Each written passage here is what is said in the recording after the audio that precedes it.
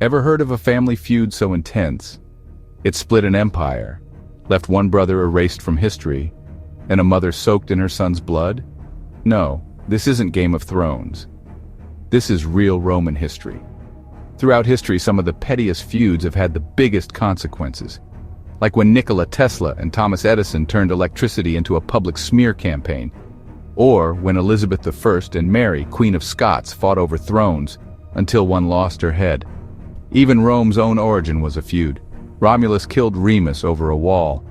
But no rivalry was quite as bitter or as bloody as the one between two imperial brothers, Caracalla and Geta. This isn't just a story of power. It's a story of jealousy, betrayal, and the cost of pride, all within one family. And it ends in a way even Shakespeare couldn't have scripted better. It all began with one man, Septimius Severus, no ordinary emperor. He was a self-made powerhouse who rose through the chaos of Rome's civil wars, forged his legacy on the battlefield, and restructured the empire to put power squarely in the emperor's hands. And he thought he had the perfect plan for what came next. 2 sons, 1 empire, a peaceful shared rule. What he didn't plan for was that his sons hated each other. Caracalla, the elder, was everything Rome thought it needed. Tough, militaristic, obsessed with being the next Alexander the Great. Think gladiator, but angrier. He was raised to command legions and win wars, and he believed that made him the rightful heir. Geta, the opposite. Calm intellectual, more into scrolls than swords. He preferred philosophy over conquest and earned a reputation for being thoughtful, even reasonable. But in a family that worshipped military glory, that made him seem soft. Raised under the same roof, taught by the same tutors, trained by the same generals, and still, they couldn't stand each other. Ancient sources say their rivalry started before they could even walk straight.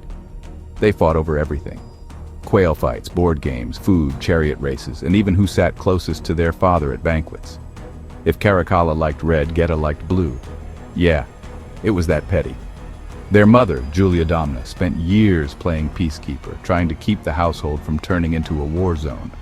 Even their father, the emperor himself, once scolded them like toddlers for embarrassing him during public ceremonies. And yet, Septimius Severus, in all his brilliance, thought they could rule together. So when he died in 211 CE during a military campaign in Britain, the petty tension between the brothers became real danger. Caracalla and Geta were now joint emperors, and neither wanted to share.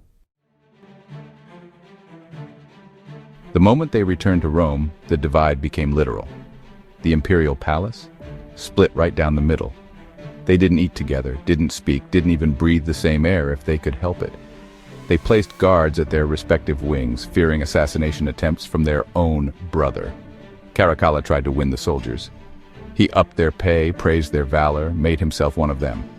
Geta, he courted the Senate and the people of Rome.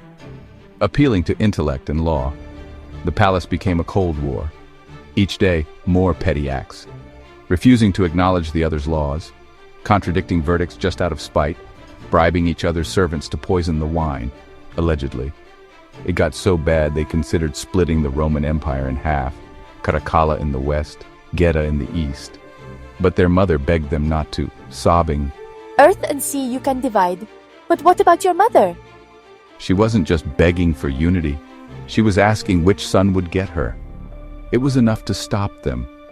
For the moment, the hatred was still there. And now, it was running out of places to hide. But what happens when even a mother's tears can't stop a brother from turning to murder? By late 211 CE, Caracalla wasn't just angry, he was consumed. He couldn't tolerate Geta's presence any longer. The idea of sharing power, even the palace, felt like a threat to his legacy. And so, he set a trap, using the one person both brothers still trusted, their mother. Caracalla convinced Julia Domna to host one final meeting, a private reconciliation in her chambers. Just the 3 of them. No guards, no weapons, just family. Geta agreed, maybe out of hope, maybe because if peace was ever possible, it would be in the arms of the woman who raised them.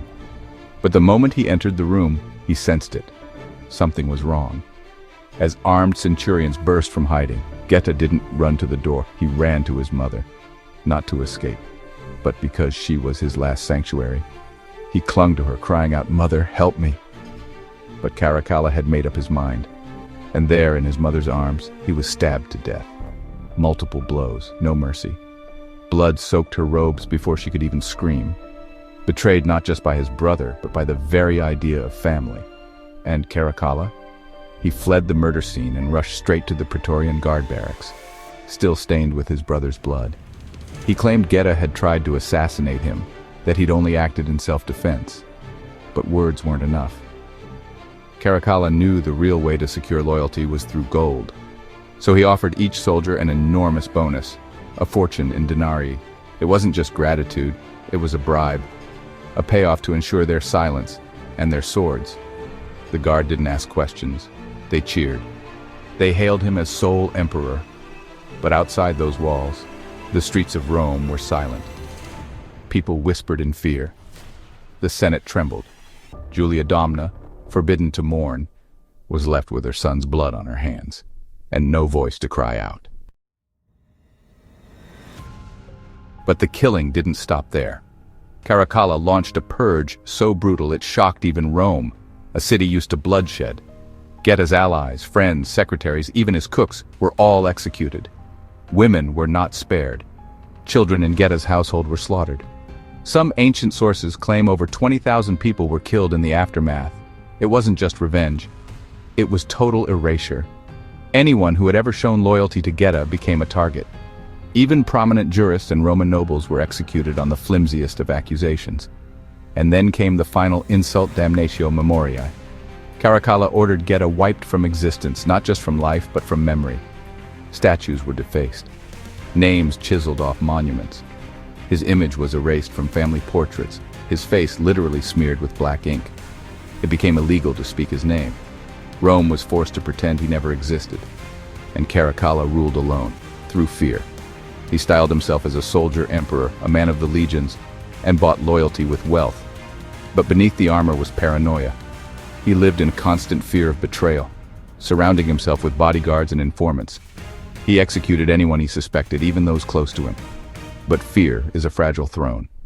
And in 217 CE, just 6 years after Geta's murder, Caracalla's reign ended the way it began, with blood. While traveling to visit a temple in the east, he stopped to relieve himself on the roadside. And there, alone and vulnerable, he was stabbed to death by a member of his own guard, a disgruntled officer named Justin Martialis, possibly under orders from the Praetorian prefect Macrinus. The emperor who murdered his brother, wiped out thousands and ruled through terror, died in a ditch, with no one left to mourn him. History remembers Caracalla, not just for the cruelty, but for the cautionary tale. Ambition without empathy, power without conscience, and the haunting truth that even the most brutal emperors can be brought down by their own fear. So, who do you think was worse? Caracalla for killing his brother, or Septimius Severus for forcing them to share power? Drop your thoughts in the comments below. And if you thought Caracalla's betrayal was brutal, wait until you hear how lucky Luciano turned on his own bosses and built a criminal empire from their ashes. Watch The Real Godfather, how lucky Luciano and the commission changed crime forever. It's betrayal, power, and blood, just with fedoras instead of togas. Don't forget to subscribe, or Caracalla might erase you from memory next.